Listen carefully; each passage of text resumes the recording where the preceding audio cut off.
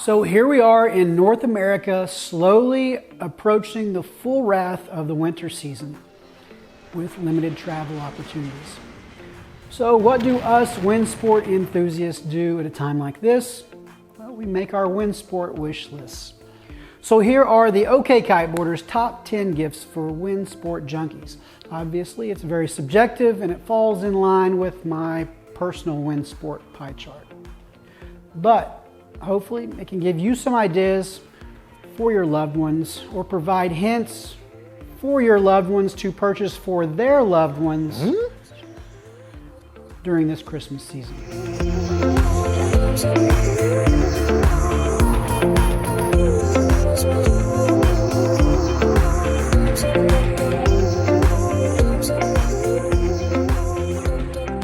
For those of you that do bundle up for cold water riding, have you experienced hand cramps when wearing gloves? I noticed this some while kiteboarding and holding the bar, but even more so since I started wing foiling. The constant flex position was limiting my sessions on the water by more than 75% just due to hand cramping.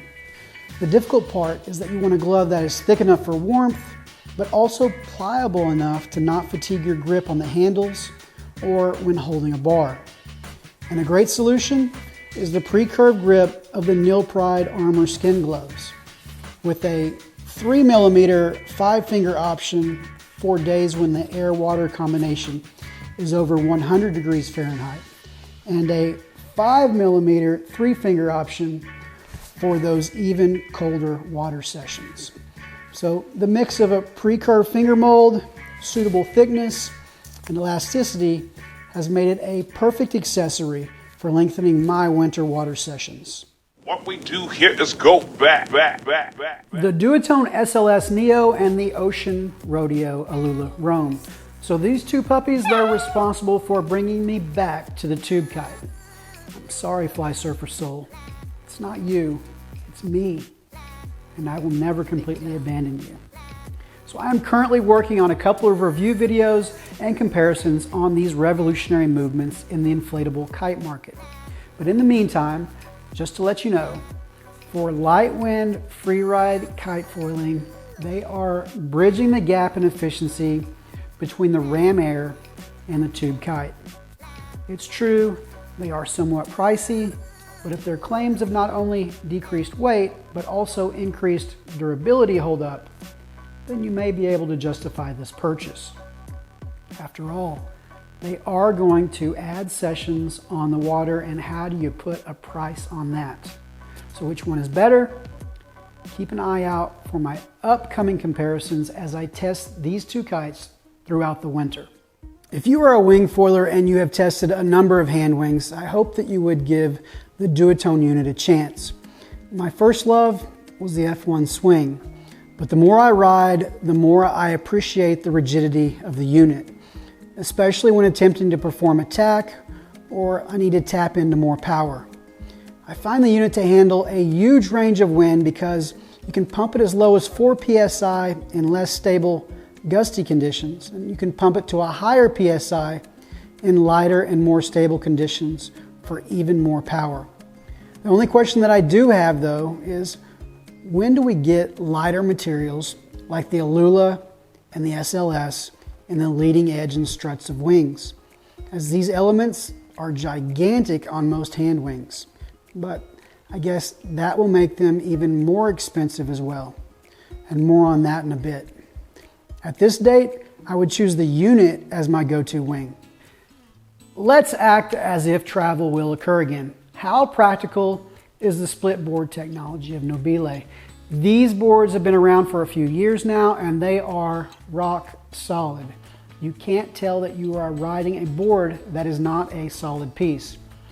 Or at least that's what I am observing out there.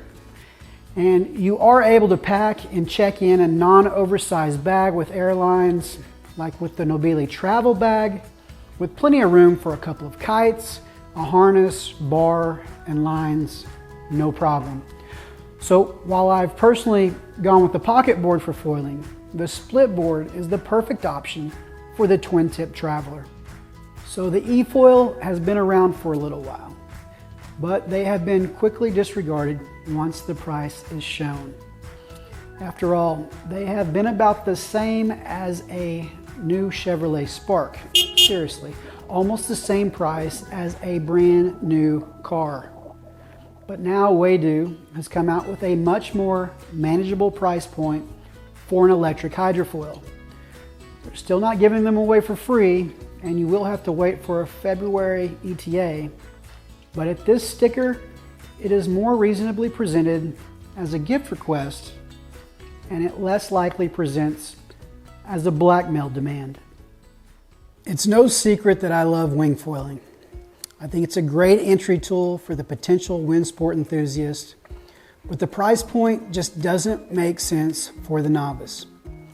The hand wing, it can be used on land, on an SUP, and it doesn't require a hydrofoil.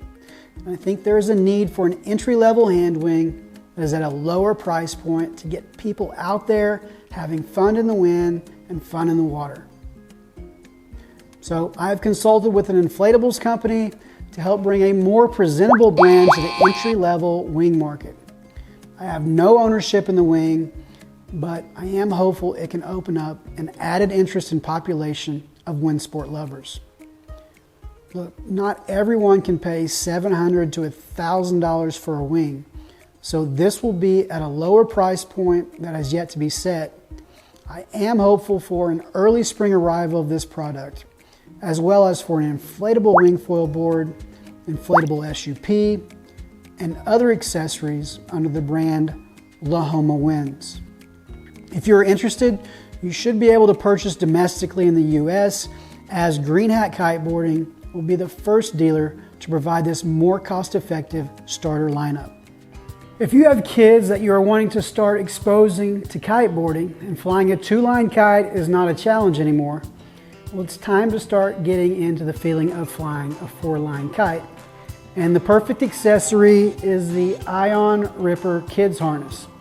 This harness is easy to put on, it has a waist application and seat buckles, and I like to pair it with the Fly Surfer Peak 4 4-meter size due to the kite's lack of lift.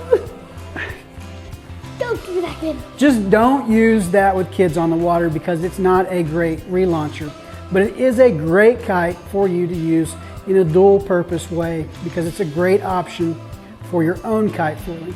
And speaking of the Fly Surfer Peak 4, which I have praised the last 2 years, they now have a 6-meter. And this is exciting, and I'm eager to try it out, as I'm comfortably able to foil in winds of around 12 miles per hour on the 5-meter Peak 4. So how much lower can you go with the 6-meter? I hope to find out soon. Not much more needs to be said about the one wheel that hasn't already been stated. If you are a water sports junkie, it is the perfect dry land complement and is actually a sport in itself. The smaller pint or the larger capacity XR would easily fill a winter void in your outdoor recreation quiver.